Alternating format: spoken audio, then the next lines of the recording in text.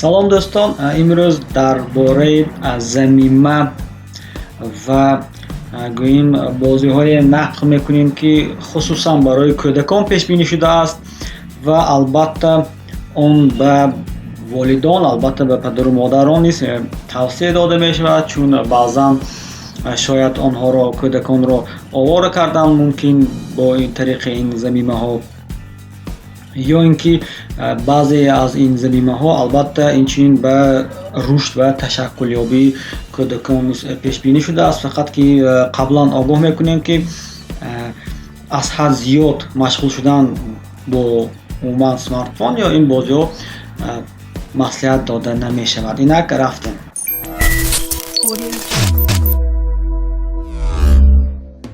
Инак Endless Alphabet замимаест барои омӯзиши забони англисӣ.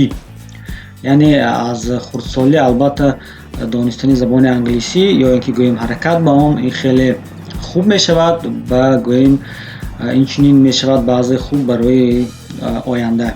Endless Alphabet яъне замимае бо ҳарфҳо ва суратҳои гӯем англисӣ, ки тариқи калимаҳо ва ҳарфҳо бурда мешавад. Масъалаҳои аҷиб, ҳарфҳои гӯё хеле ба кӯдакон инчунин маънии баъзе калимаҳоро гуфта медиҳанд ва албатта барои рушд ва гӯем ташаккули забони англисӣ чӣ ба кӯдакон ва чӣ ба калонсолон пешбинӣ шудааст.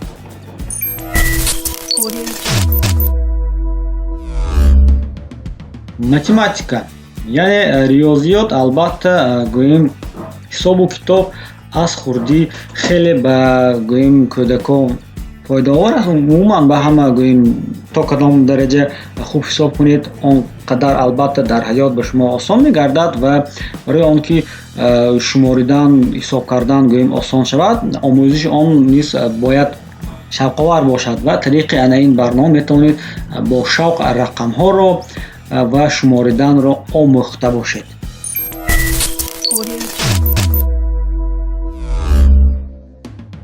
Сабири фигуру албатта ин боз як бозӣ барои кӯдакон аст, яъне бозиҳое ки гӯем баҳри рушд ё ташаккули гӯем кӯдакон равона шудааст.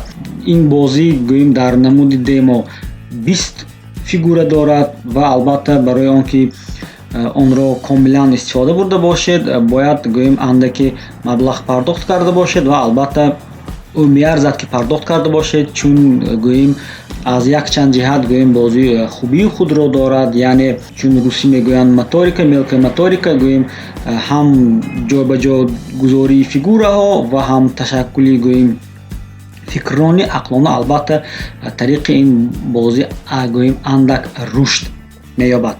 Ин бозӣ пазл аст, ки тариқи гурӯҳбандӣ инҷо предметҳо оварда шудаанд. Дар тавсири ройгони барнома асосан оиди хӯрок ва ҳайвонот шумо метавонед истифода баред аз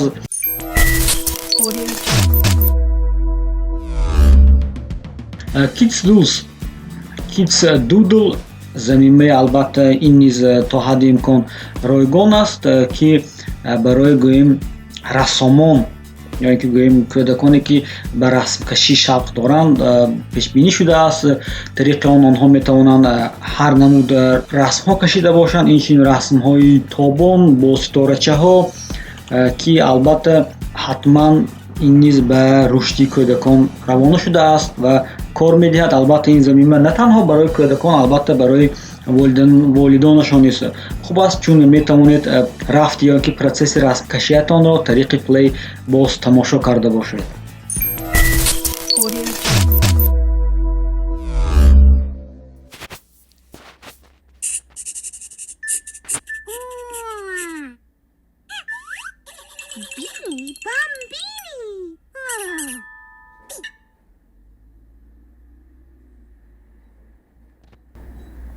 خیلی زمین خوب است برای رسم کشی.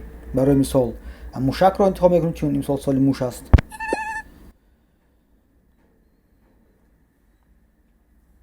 قلم انتخاب میکنیم. Давай нарисуем мышку-малышку. Сначала нарисуй ей тельце.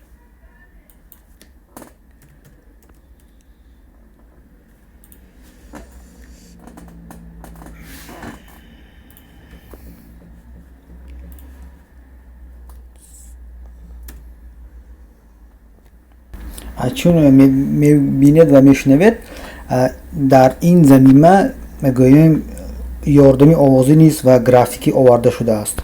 Черный. Теперь нарисуй ушки. برای مثال بیت از دیگر رنگ انتخاب میکنیم. Желтый.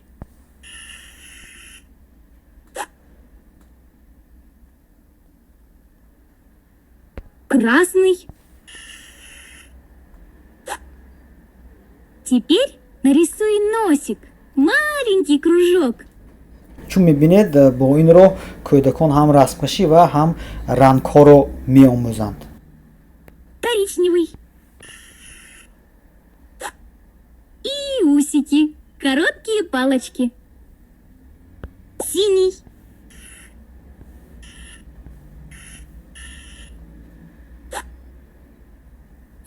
А теперь нарисуй мышке хвостик.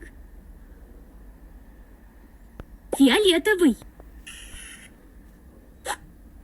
У тебя получилась замечательная мышка.